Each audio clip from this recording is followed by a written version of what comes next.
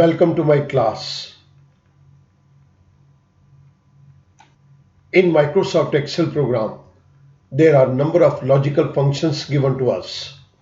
Here a list of all the logical functions is given to you. All functions listed here are discussed in separate video lectures. Let us start. इस particular video lecture के अंदर हम बात करेंगे if and और function की, और इसी के साथ साथ हम दो फंक्शन और यूज करेंगे, that is rand between and char functions.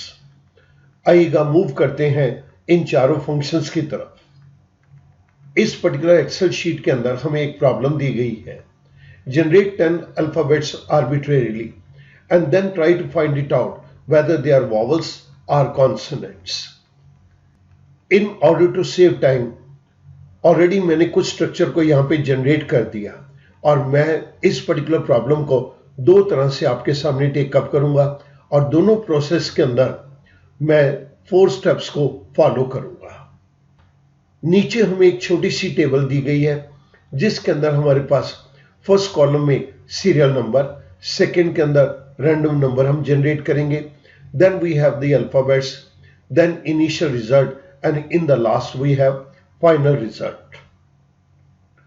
मैं इस क्वेश्चन को टेकअप करने के लिए आपके सामने कुछ चीजों को पहले लेना चाहता हूं, दैट इज ASCII.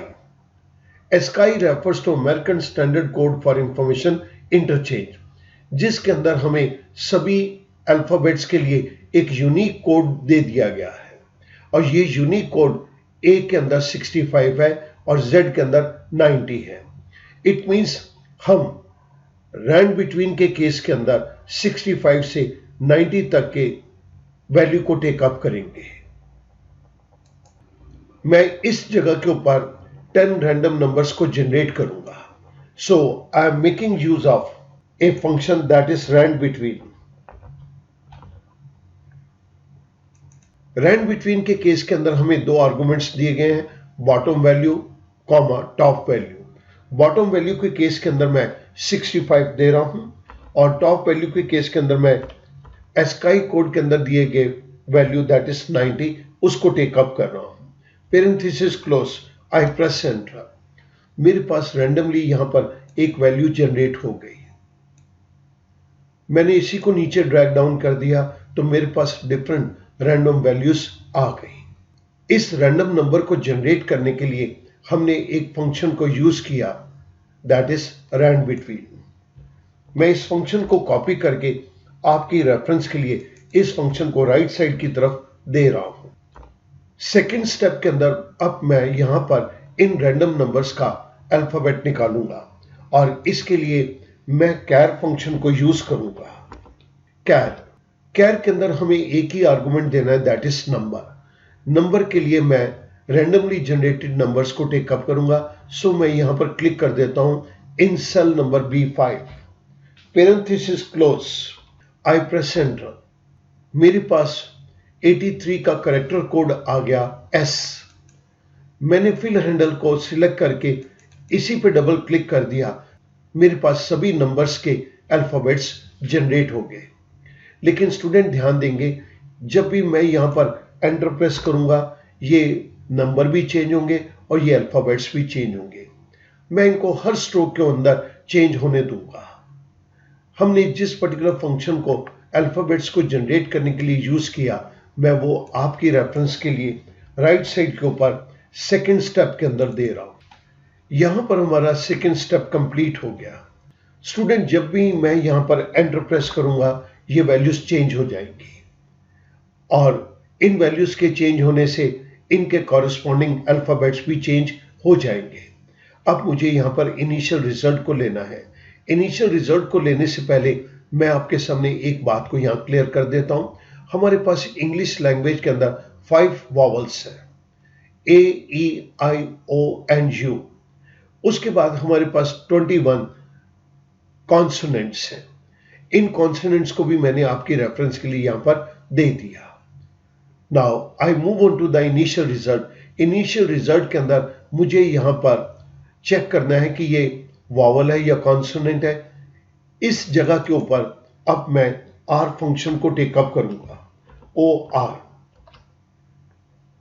मैंने ये फर्स्ट अल्फाबेट के ऊपर क्लिक कर दिया। This is equals to, double quote के अंदर मैंने ए दे दिया, कॉमा। जिस तरह से कि आप जानते हैं हमारे पास 5 वॉवल्स हैं, तो मुझे 5 बारी इन अल्फाबेट्स को चेक करना है। सबसे पहले हमने चेक कर लिया क्या ये ए है। उसके बाद सेकेंड टाइम मैं इसी सेल के अंदर चेक करूंगा क्या ये ई है, तो मैंने ई को भी डबल कोट के अंदर दे दिया, कॉमा। इसी तरह से मैं बचे हुए आई ओ यू को भी यहां पर चेक करूंगा। सो मैं एक बारी फिर C5 सेल के ऊपर क्लिक करता हूं, इक्वल्स टू डबल कोट के अंदर आई, comma. Once again I click over C5, this is equals to double quote के अंदर O, कॉमा। अब मुझे लास्ट वॉवल के लिए चेक करना है, दैट इज U। सो मैं लास्ट टाइम C5 के ऊपर क्लिक करता हूं, this is equals to double quote के अंदर मैंने U दे दिया।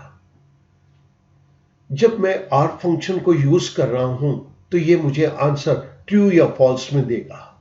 अगर यहां पर A, E, I, O, U दिया गया है तो ये ट्रू आंसर देगा, अदरवाइज ये मेरे को फॉल्स आंसर देगा।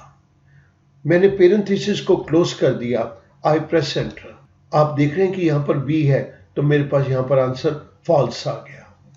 मैं फिल हैंडल को सिलेक्ट करके वहीं पर डबल क्लिक कर देता हूं, तो मेरे पास ट्रू और फॉल्स के अंदर ये सारे आंसर्स आ गए। आप यहां पर देख सकते हैं O के केस के अंदर भी ट्रू है, E में भी ट्रू है, लेकिन V के अंदर ये फॉल्स है। अगेन ये A के अंदर ट्रू है, I के अंदर ट्रू है। सो मेरे पास ये आंसर ट्रू फॉल्स में आ गए। यहां पर ये हमारा स्टेप नंबर 3 कंप्लीट हो गया। Now I move on to step 4। Step 4 के अंदर मुझे आंसर ट्रू या फॉल्स में नहीं चाहिए, बल्कि मुझे आंसर वॉवल या कॉन्सोनेंट के अंदर चाहिए। इसके लिए मैं 4th स्टेप के अंदर इफ फंक्शन को टेकअप करूंगा। इस जगह के ऊपर मैं अब इफ फंक्शन को टेकअप करूंगा। This is equals to if के केस के अंदर अब मैं वही आर फंक्शन को टेकअप कर रहा हूं। This is R. मैं कंप्लीट आर के फंक्शन को एक बारी दोबारा से इस जगह के ऊपर लिख रहा हूं। If C5 is equals to A, double quote close, comma. If C5 is equals to double quote के अंदर E, comma. If C5 is equals to double quote के अंदर I, comma. If C5 is equals to double quote के अंदर O, comma.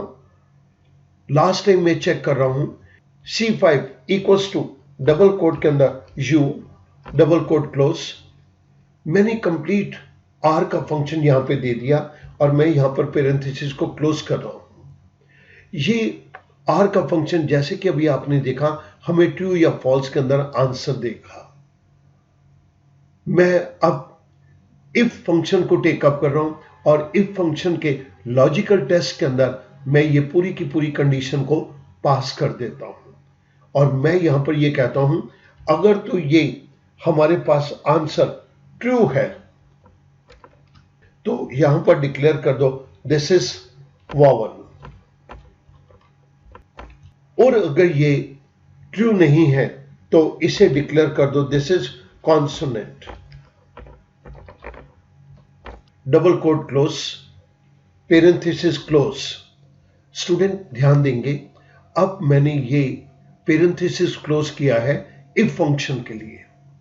आई press enter. जैसे मैं enter press करता हूं तो मेरे पास यहां पर रिजल्ट आ गया। टी वॉवल नहीं है बल्कि कॉन्सोनेंट है। मैंने फिल हैंडल को सिलेक्ट करके डबल क्लिक कर दिया। आप ध्यान देंगे यहां पर U और I है तो ये वॉवल है, A और E है तो यहां पर ये वॉवल है, बाकी के सब कॉन्सोनेंट है। इस तरह से ये हमारा क्वेश्चन यहां पे कंप्लीट हो गया। ये हमने फर्स्ट प्रोसेस को टेकअप किया है जिसके अंदर हमने रैंडमली जनरेटेड नंबर्स को फिक्स नहीं किया था। हमने इनिशियल रिजल्ट और फाइनल रिजल्ट को लेने के लिए जिन फंक्शंस को यूज किया है वो मैं आपकी रेफरेंस के लिए स्टेप 3 और स्टेप 4 के अंदर दे रहा हूं। मैंने इस फंक्शन को कॉपी किया और आपकी रेफरेंस के लिए मैं इसे राइट साइड के ऊपर पेस्ट कर रहा हूं। सिमिलरली हमने स्टेप 4 के अंदर इफ फंक्शन को टेकअप किया था, मैं वो फंक्शन भी राइट साइड के ऊपर आपकी रेफरेंस के लिए यहां पर दे रहा हूं। यहां पर ये हमारा क्वेश्चन कंप्लीट हो जाता है, लेकिन मैं जब भी एंटर प्रेस करता हूं आप देखते हैं कि ये सारी वैल्यूज चेंज हो रही है।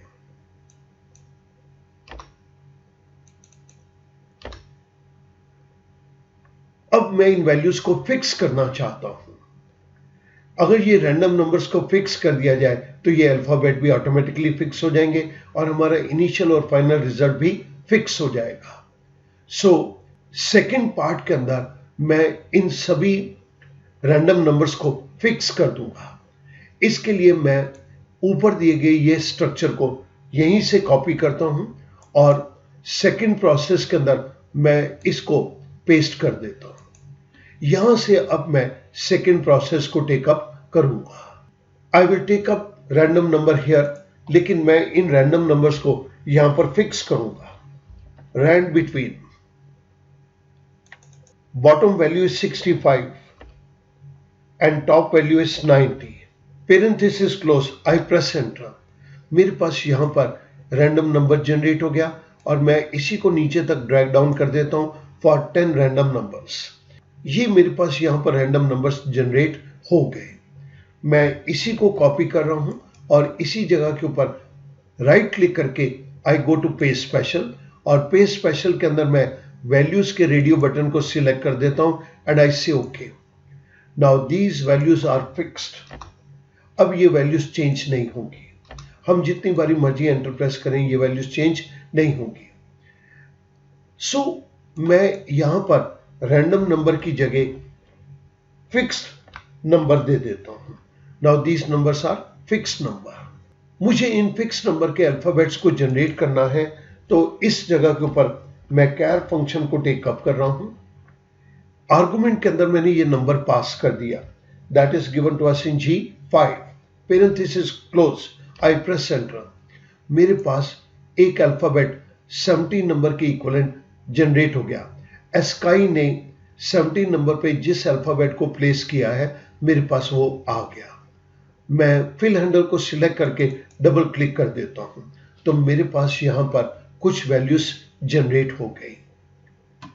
अगर स्टूडेंट आप देखना चाहें तो 70 के केस के अंदर एस्काई में F दिया गया है। यहां पर भी हमारे पास 70 के केस के अंदर कॉरस्पॉन्डिंग अल्फाबेट F आ गया। अब मुझे इनिशियल रिजल्ट के लिए R फंक्शन को टेकअप करना है। This is equals to R। H5 is equals to double quote के अंदर A कॉमा H5 के अंदर फिर चेक करो क्या ये E है। डबल कोट के अंदर मैंने E दे दिया कॉमा H5 के अंदर फिर से चेक करो क्या ये I है। मैंने डबल कोट के अंदर I दे दिया कॉमा H5 के अंदर एक बारी फिर हम चेक कर रहे हैं क्या इसके अंदर O दिया गया है। मैंने O को भी डबल कोट में दे दिया और अब मैं फाइनल चेकिंग कर रहा हूं फिफ्थ वॉवल की, दैट इज U। सो मैं एक बारी और H5 पे क्लिक करता हूं, इक्वल्स टू डबल कोट के अंदर मैंने U दे दिया, पेरेंथेसिस क्लोज। यहां पर R फंक्शन चेक करेगा अगर इसमें से कोई भी A, E, I, O, U है तो ये मुझे आंसर ट्रू देगा। आई प्रेस एंटर। आप देख रहे हैं कि ये वॉवल नहीं है तो मुझे आंसर फॉल्स मिल गया। मैंने फिल हैंडल को सिलेक्ट करके यहीं पर ही प्लस साइन के ऊपर डबल क्लिक कर दिया तो मेरे पास ये सारी वैल्यूज जो है वो ट्रू और फॉल्स के अंदर आ गई। ए हमारे पास वॉवल है तो ट्रू आ गया, ई और यू वॉवल है तो हमारे पास ट्रू आ गया, बाकी के हमारे पास फॉल्स है। मैं इनको सिलेक्ट करके बॉर्डर दे देता हूं। फाइनल रिजल्ट के अंदर अब मैं इन ट्रू फॉल्स को कन्वर्ट करना चाहता हूं वॉवल्स और कॉन्सोनेंट के अंदर। फाइनल रिजल्ट के केस के अंदर मैं यहां पर इफ फंक्शन को यूज करूंगा। इफ फंक्शन फॉल्स के केस के अंदर मुझे कॉन्सोनेंट दे देगा और ट्रू के केस के अंदर मुझे वॉवल दे देगा। मैंने इनिशियल रिजल्ट के अंदर जिस और फंक्शन को यूज किया उसी को मैंने कॉपी कर लिया। अब मैं फाइनल रिजल्ट के अंदर यहां पर इफ फंक्शन को टेकअप कर रहा हूं। इफ फंक्शन के केस के अंदर first argument is logical test, तो मैंने इस लॉजिकल टेस्ट के अंदर पूरे का पूरा और फंक्शन पास कर देना है।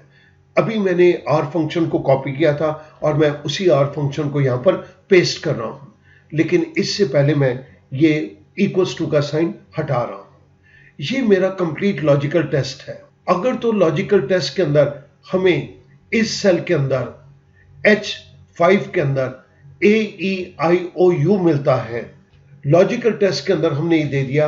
अगर तो ये ट्रू है तो हमें रिजल्ट दो, this is equal to vowel. और अगर ये फॉल्स है तो हमें आंसर दो। डबल कोट के अंदर मैंने कॉन्सोनेंट दे दिया। Double quote close, parenthesis close, I press enter. आप देख रहे हैं कि यहां पर हमारे पास रिजल्ट आ गया F इज कॉन्सोनेंट। मैं फिल हैंडल को सिलेक्ट करके यहां पर डबल क्लिक कर रहा हूं। जिस जगह पर A है दैट इज वॉवल, नीचे E और U दिया गया, they are vowel, others are consonant. यहां पर ये हमारा क्वेश्चन बिल्कुल कंप्लीट हो गया। स्टूडेंट, यहां पर हमने दो पार्ट के अंदर इस क्वेश्चन को टेकअप किया। फर्स्ट पार्ट के अंदर आप देखते हैं कि मैं जैसे ही इसके अंदर एंटर प्रेस करता हूं ये वैल्यूज चेंज हो रही हैं, लेकिन सेकंड केस के अंदर हमने इसको फिक्स कर दिया था, ये वैल्यूज चेंज नहीं हो रही। इस तरह से हमने इस पर्टिकुलर क्वेश्चन के अंदर 4 डिफरेंट फंक्शंस को यूज किया। स्टेप 1 के अंदर एंड बिटवीन, स्टेप 2 के अंदर कैर फंक्शन, स्टेप 3 के अंदर हमने लॉजिकल फंक्शन आर को यूज किया और स्टेप 4 के अंदर हमने लॉजिकल फंक्शन इफ को यूज किया, जिसके अंदर हमने एज आर्गुमेंट पूरा का पूरा आर फंक्शन पास कर दिया। मैं उम्मीद करता हूं कि ये सॉल्यूशन अब आपके लिए बहुत आसान हो जाएगा। Thank you very much.